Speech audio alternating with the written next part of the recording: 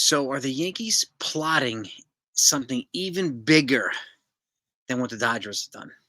Let's talk about it.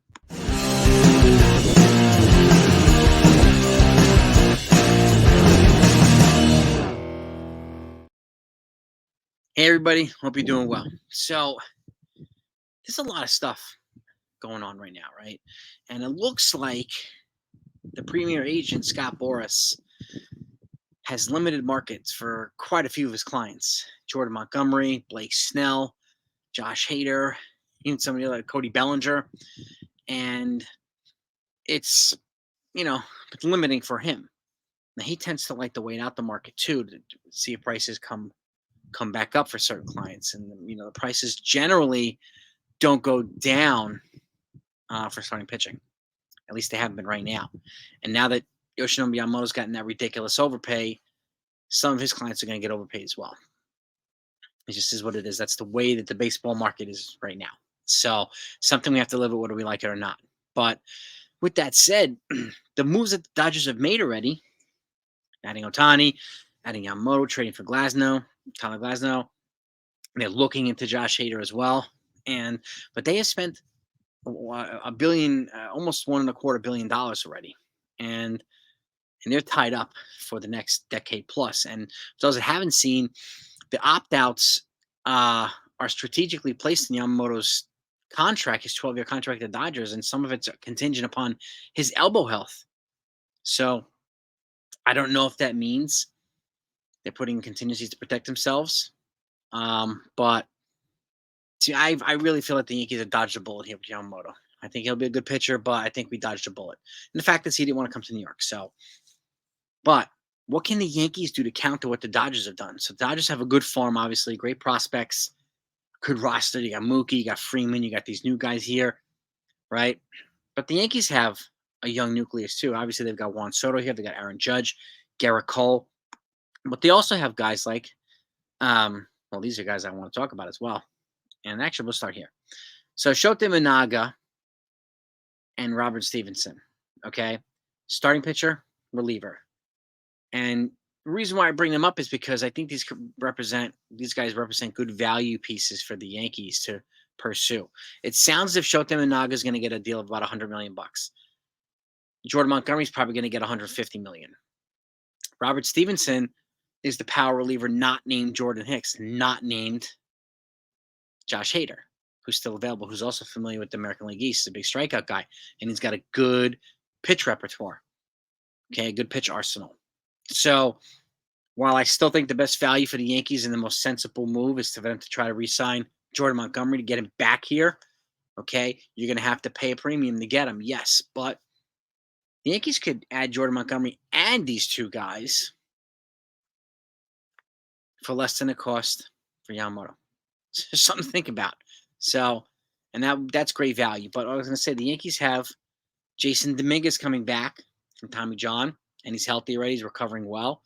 And they've got Spencer Jones right around the corner as well, who's essentially considered, he's tabbed as nicknamed the left-handed version of Aaron Judge. Their stats are very similar. He's a Vanderbilt product. Collegiate stats offensively are very, very similar. And these guys I could see being permanent fixtures in the Yankees, on the Yankees roster, in the Yankees lineup. Okay.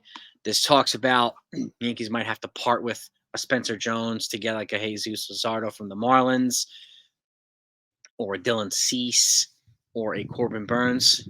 Hard nose for me for all three. And there are two other pitchers in the Marlins where you probably wouldn't have to give up a Spencer Jones for: Edward Cabrera and even Braxton Garrett. And if Edward Cabrera is the guy, then he's the guy.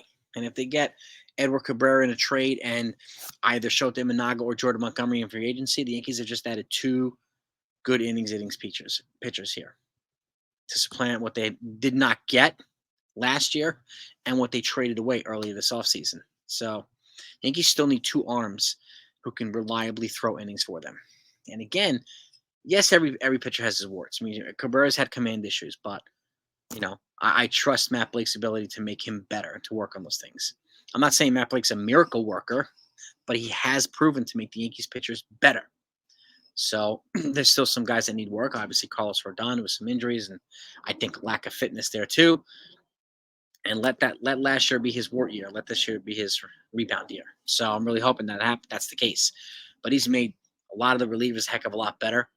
Okay, and even the starting pitchers as well. Garrett Cole's Garrett Cole, but Clark Schmidt hasn't taken steps moving forward, and I'm happy that Garrett Cole has taken him under his tutelage as well. But how can the Yankees counter this duo, right? Shohei Ohtani, Yoshinobu Yamamoto. Well, here are two guys that I talked about recently, okay? Munetaka Murakami, Roki Sasaki. And I've even brought up Roki Sasaki, okay? And Munetaka Murakami. Murakami's 23, okay? He's due to be posted eligibly for a major league contract in 2025. So, and he represents a guy who could replace either Rizzo at first base or DJ at third base because he plays both positions, okay? And if you look at the numbers recently, I mean, this year we've got anywhere from Gleyber Torres' money coming off the books, Josh Donaldson's bio coming off the books, potentially Alex Verdugo coming off the books, right? Potentially Juan Soto coming off the books. Obviously, game plan number one is to extend Juan Soto. The Yankees could be working on that right now. We don't know. And when things are quiet, generally the Yankees are plotting something big. And the Yankees have been really quiet recently, much to the frustration of a lot of fans. So it's something I would pay attention to. But could the Yankees counter that Japanese duo by bringing their own Japanese duo? And I've said Roki Sasaki, I don't think he's going to be here until probably 2026. He said he's going to ask to be posted again after the 2024 season, but there's a clause in his contract that allows him to ask to be posted, but doesn't require the team to post him because otherwise they would have posted him already when he asked to be posted last time. All right. They would be walking away from tens of millions of dollars. But if he gets posted after the 2025 season or 2026 season, he'll only be 25. And he'll be further removed from his abdominal oblique surgery and hopefully continue to be a dominant pitcher. He's a hard-throwing pitcher from the right-handed side with a big repertoire and a big arm, okay, and good command. I would give him a little bit more time to develop more of a track record like Yamamoto had, like Masahiro Tanaka had, like these guys had, right? So, and in terms of Murakami, and I'll put this up again, okay? Left-handed hitting considered a Babe Ruth. Okay, he's considered the Babe Ruth of Japan. I know they said the same thing about Matsui. Matsui, to not take anything away from Matsui, he had 500 career home runs, 506 in 20-plus years in Japan in the majors. So he's definitely a surefire Hall of Fame type player.